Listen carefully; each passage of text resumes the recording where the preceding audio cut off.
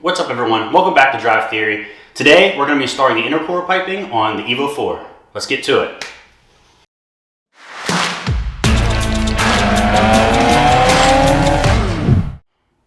Alright guys, so what we have here is the STM lower and upper intercooler piping kit. These are fabricated by STM, I believe, and they're actually super high quality. These welds are pretty impeccable, and I have no doubt STM is kind of the premier manufacturer and retailer, I guess, of Evo parts in the US. Them and MA Performance are kind of the two big shots in this category. And especially when it comes to the Evo 4, 5, and 6, which are not very well represented in the world, let alone the United States, where they're just now becoming legal. So if you want 4, 5, and 6 Evo parts, you typically either need to go to STM or MA Performance. So we're not sponsored by STM or anything like that, but we do use a lot of their stuff because it is just super high quality and you just know it works. It's very well engineered. The downside about this kit though is that, well, it's super efficient, so that's a great positive, but in doing that, it requires relocating the battery farther back where it is like in the Evo 8, 7, 8, and 9, which means that the HKS intake we just installed will no longer be able to use. So we did buy an STM battery kit, which I will show later, that will relocate the battery further back where the intake usually sits.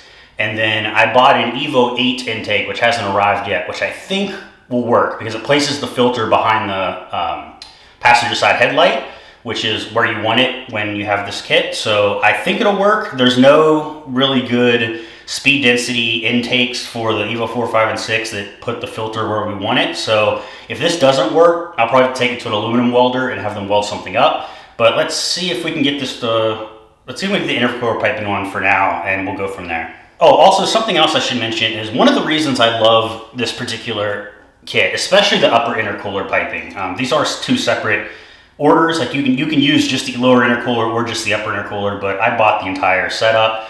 But one of the things I love about the upper intercooler piping kit, two things actually. One, you can actually choose your blow-off valve flange if you even want a blow-off valve at all. And in my particular case, I went with the TiAL Q blow-off valve, which I just love the sound of these things, and they're used all over the place, especially in the Evo community, so I know they're well proven. You can also get them in a number of different colors. I went for the blue because that's the kind of the color scheme we're going for in this thing. But in addition to the blow-off valve, which is really nice, is it also comes with the optional intake air temperature bung welded in. Normally, when you are tuning these kind of cars for speed density, the intake air temperature sensor comes in the mass airflow sensor can no longer be used because you're ditching the mass airflow sensor.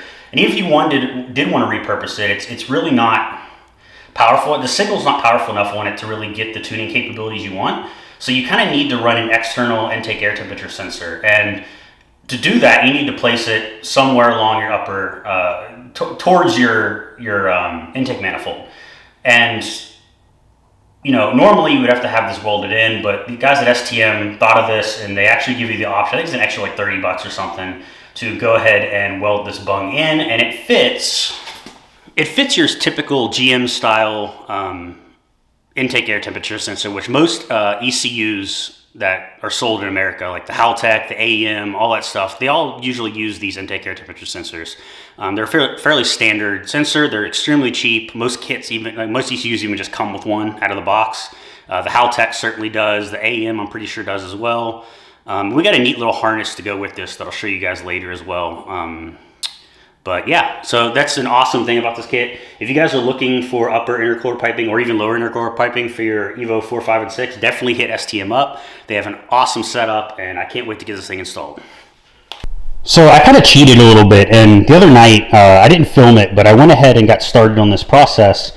And one of the things I did was I removed the factory radiator, and it was fairly straightforward. There's just, the two radiator hoses. One goes here, one goes down here, and you need to remove those. Make sure you drain the radiator first, of course. And then there's two radiator support brackets here that you need to undo. There's two bolts on each side, and then it lifts right out. So it's super easy, but I needed to install the Kogyo radiator that's back here right now. It's kind of tucked away, so I won't pull it out. And also the Samco radiator hoses that I mentioned before. These will really clean up the engine bay and give us a not cooler run. So I need to remove the factory radiator anyway to do that. So I figured, why not just remove it now? That will give us a lot more clearance to mess with the intercooler piping, especially the lower intercooler piping. It opens up a lot of space in here to mess with this upper intercooler piping as well. And you'll notice I did remove the battery. So I will also have to remove this bracket from the HKS intake because it is in the way now, of course. The battery is going to go here now instead of down here, and the intake will come straight out of the turbo and place the filter right here in front of the headlight. It's actually a much more efficient design anyway, because you're going to have all the air coming through here, just from regular driving, and it'll actually should at least cool the intake charge a bit more. So I think we'll start with, we got to take this front bumper off first of all. It'll allow us to access the lower intercooler piping a lot more easily, and the intercooler is actually in between the AC condenser and this front bumper. So I think removing this will be the easiest thing. I don't know how this thing comes off. So yeah, let's try to figure this out.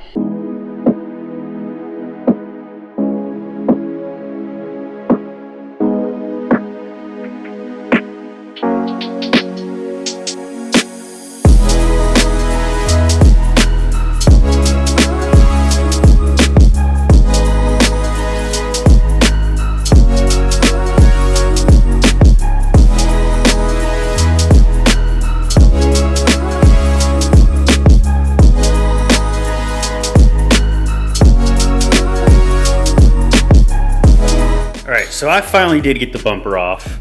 This thing was a pain in the butt to get off. These rails here actually go under some rails on the frame, and it bolts directly to the frame here. So this thing is, when it's on there, it's freaking solid. It's not going anywhere.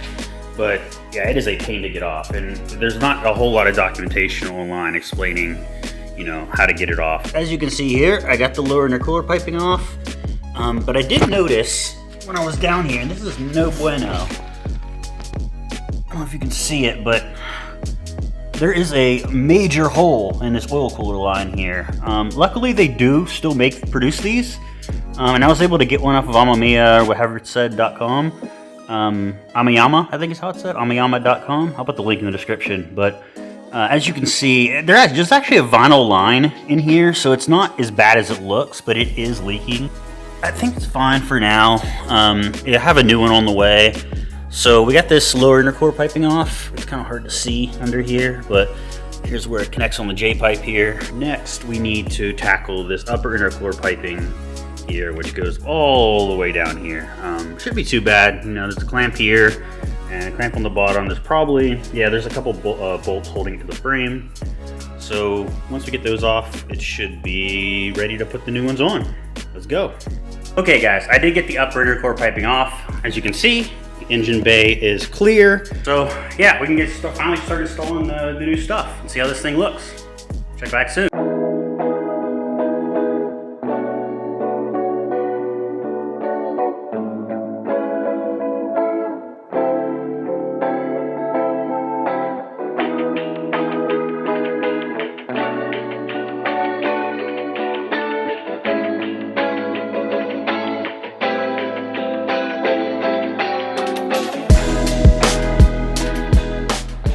Alright, finally got the lower intercooler piping on.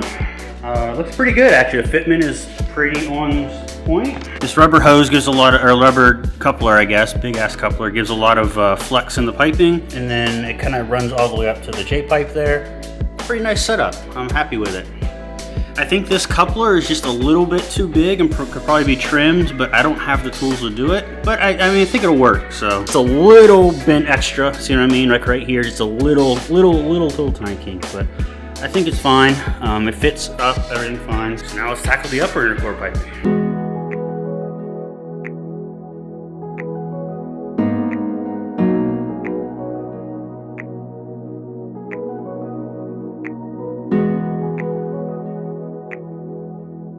Alright, so I'm mostly finished installing the upper intercooler piping, but the kit doesn't quite fit. And I'm not sure if I'm doing something wrong or if I'm just missing a piece or got the wrong coupler. or what, but let me show you guys what I'm working with here. It's like, it doesn't quite line up. It's almost like it needs a 30-degree coupler or something. I mean, this, if you look at, I don't know if you can see inside of here, the pipe's not very far to this coupler, so it's not like I can extend it out and then make it fit. Maybe I'm just routing it wrong, I don't know, but I don't see any other way to do it. It seems to be pretty close, just not quite there. So yeah, I'll get a hold of STM and see what they say. So that'll do it for today's video.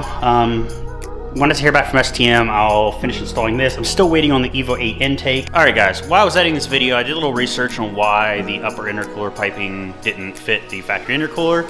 And it turns out, actually on the listing on STM's website for this particular product, it does have some fine print that says this hasn't been tested on the factory intercooler and it's recommended to use STM's intercooler for it. So I did order up one of those. Probably won't be here for another week or so, but once that arrives, we'll install that and that should fix the fitment issues. So that's my fault for not, you know, being thorough in my reading before I ordered it, but that seems to be the issue. So hopefully that sorts it out. So yeah, we'll install it when it gets here. Catch you next time.